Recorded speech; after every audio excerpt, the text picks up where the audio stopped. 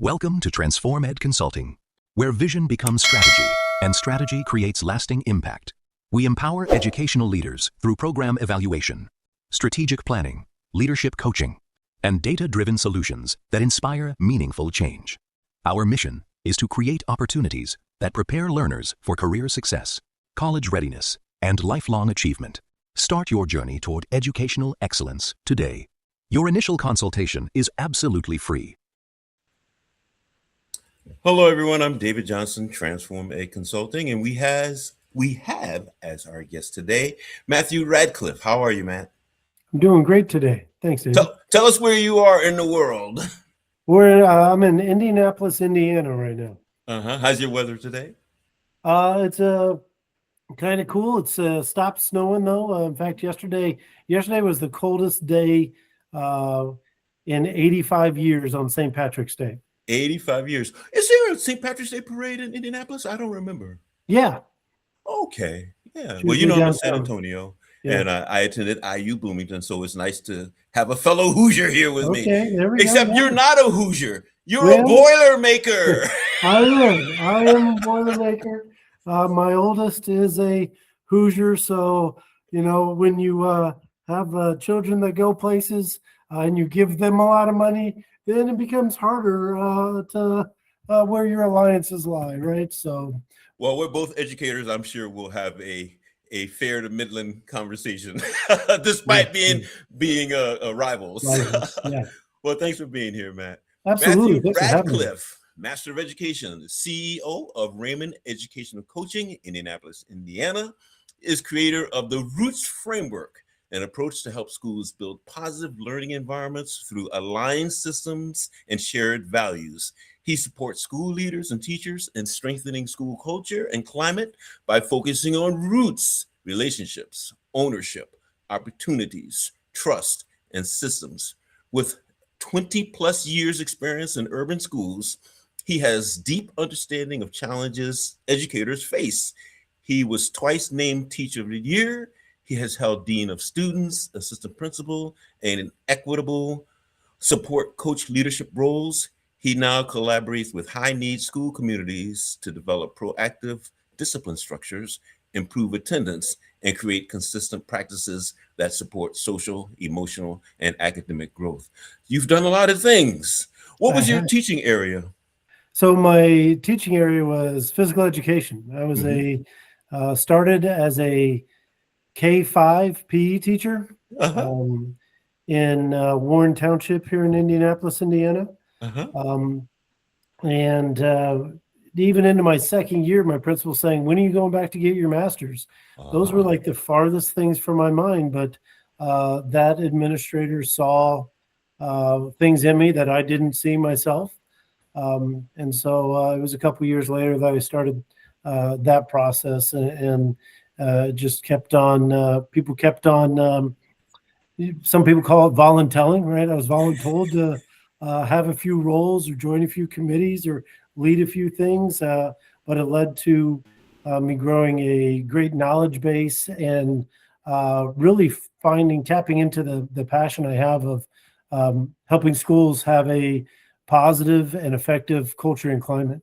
Well, what led you to create Roots, and what would be some of the, you used the word foundation, what would be some of the foundational approaches or pedagogy or even evidence-based material that you use to develop Roots? So at the basis of it all, there's not a building that I've walked into that doesn't have people working hard, right? However, sometimes we're working really hard in silos, right? Systems sometimes gets a bad name, but when we pair it with relationships, because we all educators know that relationships is a foundational piece of educating children, right? And so we have to pair it with relationships. Ownership is not only about the ownership, because when you say that in education, kids are like, or adults are like, well, kids have to have ownership of their behavior. Well, we're also talking about adults having ownership in the decisions and in the community that they're building together with each other, right? And so it involves those things. and then opportunities. We know education itself is an opportunity, but the opportunities we have each and every day to just do something a little bit different that helps build upon a positive culture. And so those things together build a trust. And when we make sure that those things have systems, it doesn't feel like we're in it by ourselves, working as hard as we can, but that there's a system that will hold up the processes. I see so many times in buildings where they have a good process, but then the leader leaves and it falls apart, which means you had a good person, right? There are a lot of things, even when we have principals who tell me, oh, well, we got this great behavior person. Okay, what happens when they leave? Yeah. Right? Or can we have somebody else do that? No, just that. Well, then we don't have a system that helps support all students and all staff. And so, well, Matt, let's get into it. Our title today is Addressing Behavior as Communication, and we have 4 bullets: build systems from the roots up for effective schools and school leadership, develop individual and leadership capacity to improve outcomes and build sustainable systems, develop shared values, common language, and aligned practices, help staff and students build skills to increase capacity to improve learning. Where would you like to start? Let's start from building systems from the roots up. Okay. Now, I'm going to assume that when you use roots here, you are speaking specifically of the framework that you've developed. Yeah. So let's jump into it. Build systems from the roots up for effective school and school leadership. Speak a little bit more about systems. So when we're talking and looking at developing those systems from the roots up, it kind of goes with that third bullet of creating a common language. I ask people all the time to give me your definition of community. Well, when we have different shared lived experiences, those are different definitions. Go around the country and ask any teacher, hey, tell me your school's vision and mission. They're going to have to look it up, most likely, right? Because it's not really shared. It's been there from years ago when it was developed. Well, let's develop that together and start there so that that vision and mission can live out every single day and not just be something that we see on the screen. Now, Matt, sometimes that is problematic. Mm-hmm. When anyone is hired for a position, whether you be in leadership or be staff or even faculty, you might be introduced to the mission and the vision and the values and everything for the school corporation, for the school itself. Then if I'm being interviewed, or even once I'm onboarded, do I pick up something different, or do I assume those things and make them my own? And then to make them my own, how do we go about doing that? Yeah, so what I ask teachers to do is not to memorize the whole thing, but to pick part of it that resonates with you. And when we pick part of it that resonates with you, I connect with it and then plan, how am I going to have that live out in my classroom every day? Mm-hmm. If I'm a leader, how am I going to have that live out in my building, not only with my interactions with students, but with my interactions with families and staff as well. Now, Matt, you used the term roots. You developed that framework. Does the term and the actions apply to the teacher, the school, or does it apply to students? When we say relations, ownership, opportunities, trust, systems, who owns all that? Who owns it? Right. The leader. We have to start with the leaders. Okay. Too many times we try to have programs start with teachers and things like that. And this is a framework, not a program, right? And so we have to start with the leaders to get them to really embody it. Leaders who tell teachers to build relationships, but the leader doesn't do it with the teachers is ineffective. Right? So we have to start with the leaders, and they have to own that framework as theirs, and then build in the systems of support. So when the leader leaves, the systems stay. I'm sure you're familiar with this, that teachers will just say, all I got to do is outlive this guy or this gal, and they'll be gone. And this program, this framework, this system will be gone with them. How do you address that? You use the term capacity and sustainability. How do you address a program, a framework continuing after the leader who owned it departs? Yeah, so some of that has to do with making sure that you have a team that encompasses different areas of stakeholders, right? So that the team moves the culture work together, and it's not the leader telling people what to do, but that the team understands the why to do it.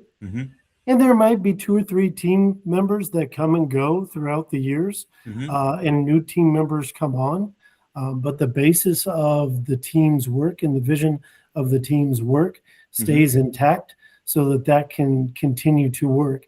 And they will see and feel that we're not only focused on kids doing well, but we're focused on building the capacity of the teachers and the skill of the teachers as well. We all want to get better, right? Sometimes we do a better job of self-teaching it, and sometimes we need others to come in and help support us in that learning. Capacity. I once worked a project with a particular school that was known for a particular reading program. Okay. People come and go, as you said. Capacity. I arrive at a school, let's say, I'm the leader, and I bring Roots with me. I introduce this to people. I build the whole team's capacity to implement Roots. We're doing very, very well. We're doing it for 3, 4, 5 years or more, and people come and go. How do we build the capacity of the newcomers? Do we have continuing education? Do we have, what do we do to ensure that everyone remains on the same page? Absolutely. Absolutely. We have to educate and build our new teachers and new staff. And it's not just teachers, but especially your classified staff that is more fluent, right? And may come and go. You may have a classified staff that stays for 30 years, but for the most part, that staff comes and goes more. So we have to have intentional training times for them, but we also have to have intentional support people that they can go to. So every member of that culture type team has people they communicate, groups of people they communicate with, so that those people know, I forget what was said about this, or I don't know what to do, and I go to a person, right? So many times we aren't able to know, or we don't identify that person in a school system. And so that beginning teacher just makes it up, does what they can, does what they think's best, which is great in some moments, but sometimes we need more support, whether that be a teaching partner, whether that be you have the capacity on your staff to have, or the ability because of funding to have coaches that help coach teachers, right, and support them. But finding experienced people that understand your systems, be support people, and plan those interactions. Don't just say, hey, once in a while, check in with them, see how they're doing. But have intentional planning checks of what they're asking them and supporting them with. Intentional is a good word. In the science of teaching, there's continual change. There's continual research that uncovers new, or let's say more effective approaches to education. How does Roots accommodate change in education, whether it be pedagogy or other types of topics or issues involving education? Yeah, absolutely. That's a great question.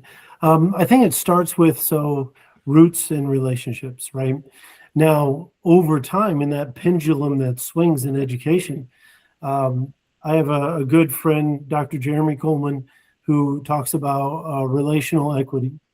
And he talks about we are moving from the compliance era to the relational era. Right? The relationship was still the same. It used to be the relationship between student and teacher was a certain way, mainly focused on compliance.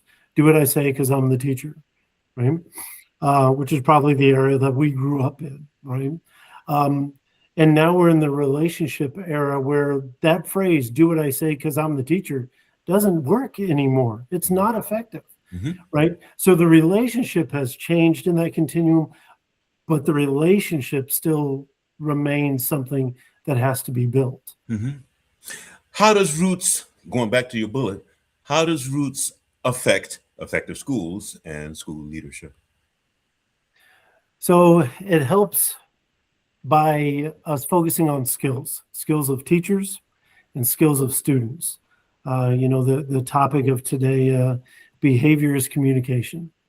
That's not only true for kids, but it's true for adults, right? We behave a certain way. Usually when unwanted behavior happens, it happens because either a need has not been met, right? Talking about Maslow here, right? A need has not been met, safety, psychological safety, whatever it might be, or a skill needs developed. Now, a little bit of a caveat of that is I may have the skill, but I may not be accessing it in the hard moments, right? And so we also have to help not only our students, but our staff access the skills of maybe empathy in hard moments when a student has said something that really gets you in a certain place, right?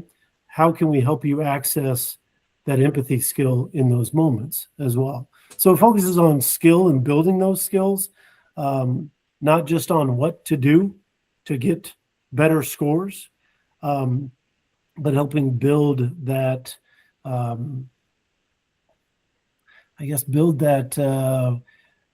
learning, but learning through application as well, right? We can learn all we want to, but if we're not applying it in the moments that are critical, that learning becomes ineffective. Let's speak a little bit about the title for today's conversation, Addressing Behavior as Communication. I can't imagine what that means, but would you elaborate and explain how behavior is communication? Yeah. Can't tell you, and I'll try to make it quick. Let me tell you a quick story. I went from elementary to a high school health and PE teacher, largest transition in my career. I was tying kindergartners' shoes in PE class, and then I was teaching sex education in health class, right? Big transition. We had a student there, the counselor came to me and said, hey, I have a second semester. He's going to be a second semester senior. This kid has failed PE 3 times. And he's at risk of not graduating because we need a PE credit to graduate it in the state of Indiana. I said, help me, Matt, what can we do here? So I got to looking at and finding out there were more than just this kid who had failed PE multiple times. Many of them were at risk for being overweight and things like that. So what we did was we took and we combined a class of about 15 students who had failed PE multiple times, mainly because they refused to dress. And we put them in a class together. And I said, listen, you're in this class because we haven't passed, but you're also in this class because I want to see how we do together. And so we put students that I wouldn't say like-minded, but they were similar. Students who didn't want to go out and perform in front of the D1 athlete that has a commitment to Vanderbilt, right? And so they were embarrassed, maybe because of the locker room situation, because 300 kids are getting dressed at a time, maybe because of their skill or whatever. When we got them together, I said, this class is yours. We're going to work on life skills. We're going to work on walking. We're going to work on finding a way to be healthier, but it's your class. We did different things with transitions, so they weren't dressing at the same time. All those kids passed because they dressed, they came in and participated, And so the student we started it for, he failed 3 times, not because he wasn't good at it, but because he was communicating, I'm embarrassed and I don't want to do this in front of others. What we did those 3 semesters previously, he got referrals for not dressing. He got referrals and in-school suspensions for skipping class, because when he did come, he would put his hood up, go sit on the bleachers, and get yelled at by the PE teacher to dress.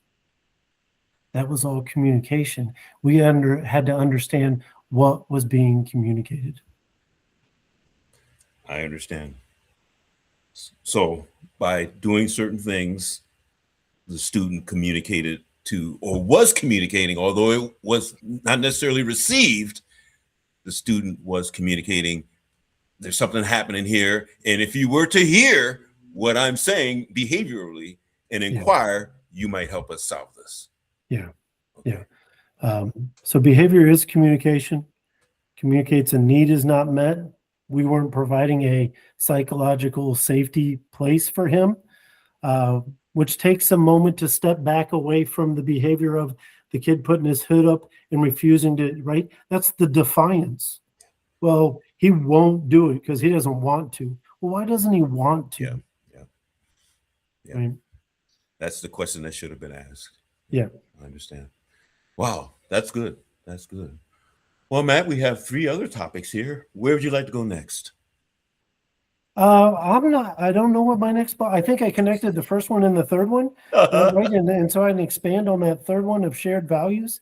Yes, very, very good. I was thinking the same thing. Let's talk about shared values. And in a sense, when I spoke about a new leader coming into a building and saying, we're going to do this, and maybe it's implemented and it's done successfully and everyone's been carrying it along, how did that leader get others to share those values and share that language and align those practices? Absolutely.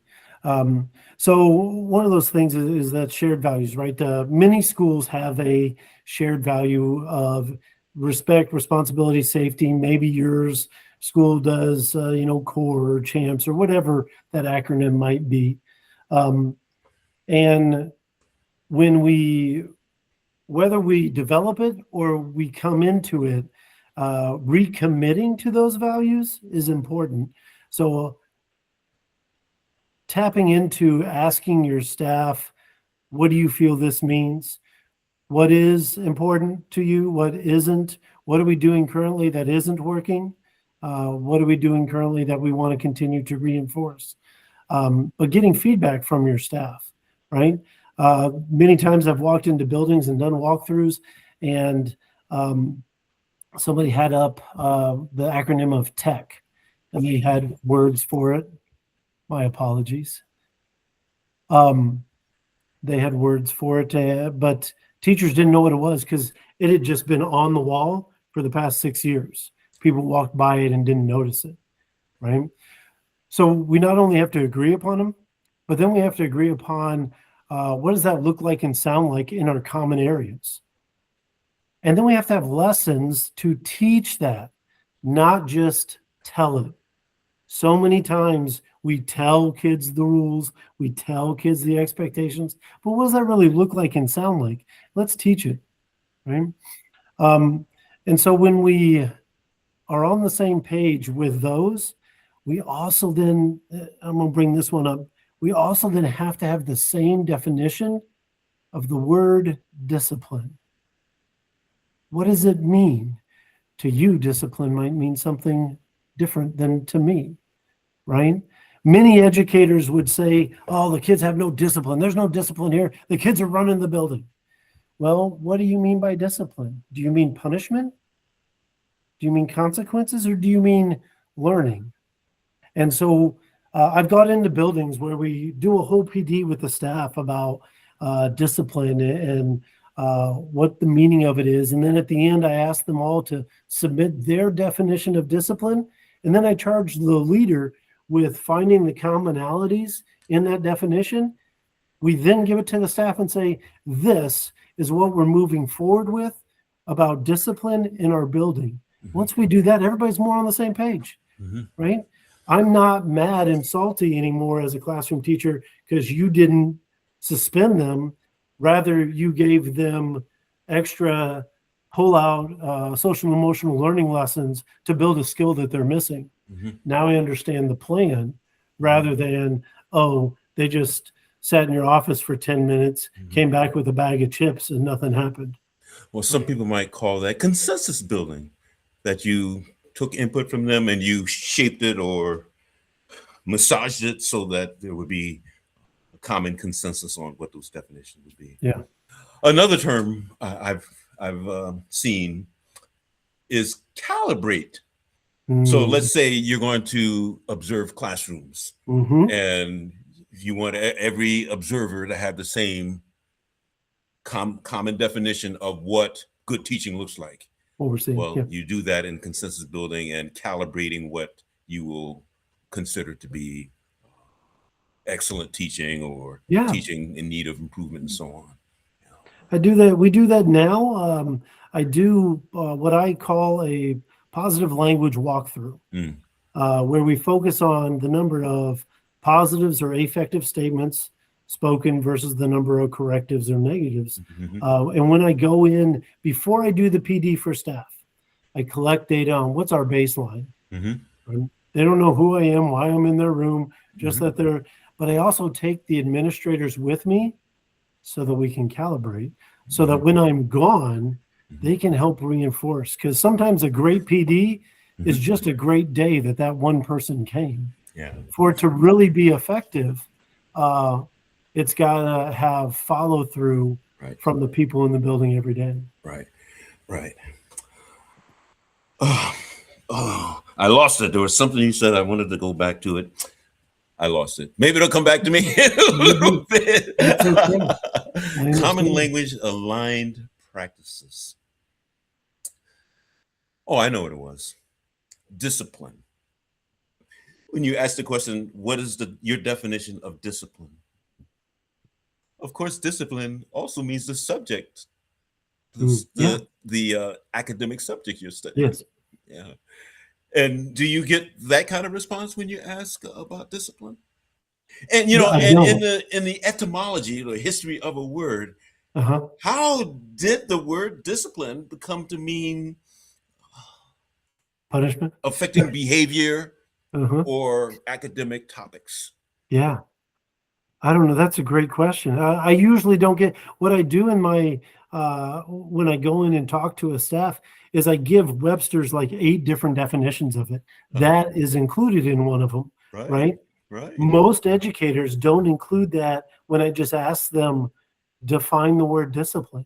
And you know what? I started out by asking you what was your teaching area. Maybe I should have said what was your teaching discipline.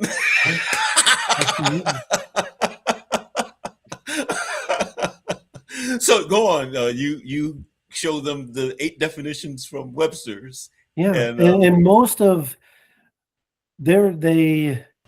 with bosses in the room, most of them say, "Oh, it's learning." Say, "Oh, this," but most of them, when they send a kid to the office, they expect some sort of discipline in forms of punishment, right?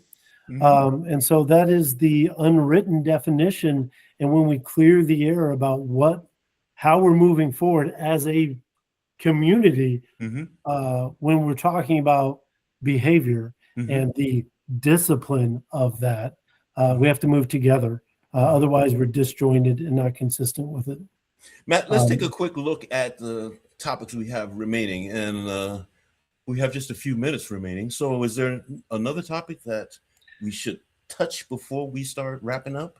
Yeah, so I just want to help your viewers understand when we're talking about behavior, right? The first thing that we look at is like a behavior replacement. And so whether, maybe a student's being physically aggressive. And so one of the behavior replacements we want is hands, feet, body to yourself type of replacement, right?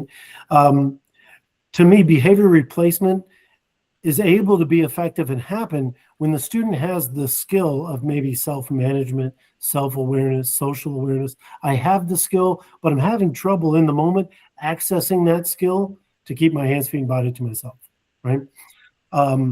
Behavior replacement, helping the teacher focus on that and the student focus on that, keep hands, feet, and body to yourself, that helps the student access that skill. Mm-hmm. When that's not, right, we just try to give a behavior replacement. When that's not effective, it doesn't mean the child's broken. It means they don't have that skill. And so now we have to identify. I use the thinking skills inventory. I'm not sure if you're aware of that. No, I don't know it. The thinking skills inventory, it assesses, for older kids, we allow them to self-assess. For younger kids, we have somebody who knows them best, whether that be the classroom teacher, the dean, whoever might have a lot of contact with that student. But like executive functioning, language processing, self-regulation, those types of things. And relate those to those skills that need to be increased, need to be taught. So maybe I have self-management skills that need to be taught. So we have to find whatever SEL curriculum your building might be using, find these self-management skills that target those skills to be taught. And not only teach them. I see a lot around our country, those lessons being taught. And then they're like, well, we taught the lesson. I don't know what's still happening with the kid. He's not doing it right? However, the communication between the person teaching the skill and the classroom teacher that has them 7 hours a day isn't there. So as the classroom teacher, I don't know what skill you worked on, and I don't know what words to say to help them access the learning. It's the same frustration that many educators feel when they're giving a state test and they're not allowed to say anything, but they know the kid knows it, but they can't help them access it, right? So we have to communicate those lessons and those key points so that a teacher can be like, hey, remember your breathing right now. Oh, now I can access the learning I did with the social worker or the behavior specialist. But if I don't have that, it's hard for me to access it. You touched a topic that will be our next conversation. Matt, we got to do this again. And I actually, from what you said just now, I'd like to go back to the topic of discipline. Because, okay, I want this child to be disciplined. Maybe we're saying, I want this child to learn another way of doing this or another way to channel that behavior. But let's come back to that in a different conversation. I'd love to. Yeah, we touched on a lot of stuff here. There's a lot of stuff, and we probably just scratched the surface. But what would be the takeaway you'd like people to have from your and my conversation? So the takeaway I feel for administrators is to help yourself by developing systems of support for your teachers and your students. Because when everybody's running around trying as hard as they can, putting everything into it, you're exhausted, but the system's not, there's no systems to help, right? And so we want to have a system to help support all those things. Mm-hmm. And what would be the call to action? What do you want people to do with this knowledge? So the call to action, I think, is mindset.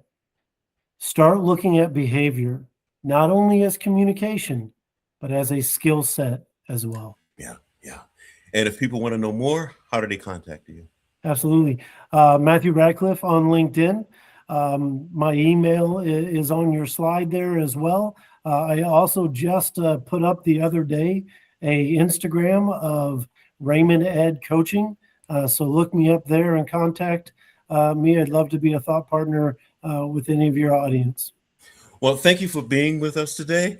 This was a great conversation, and please, let's plan on continuing our conversation, this time around discipline.